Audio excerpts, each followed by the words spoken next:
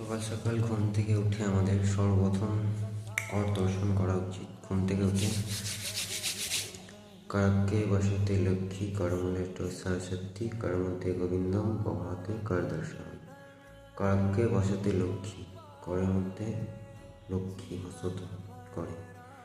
কারকে বসতে লক্ষ্মী করমূলেতে সরস্বতী, করের মধ্যে সরস্বতী বসন আছে। কারকে বসতে লক্ষ্মী করমূলেতে সরস্বতী, কর মধ্যে গোবিন্দ, করে মানে হাতের মধ্যে গোবিন্দ দর্শন হয়, হাত দর্শন করলে।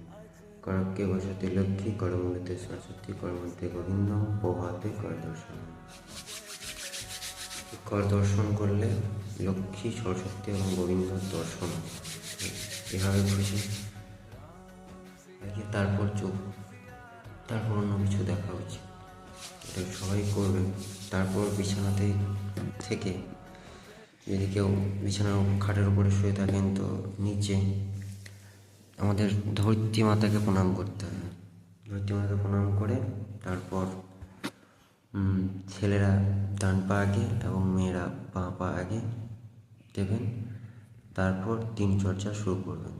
এটা করলে দেখবেন সবারই দিন ভালো যাবে।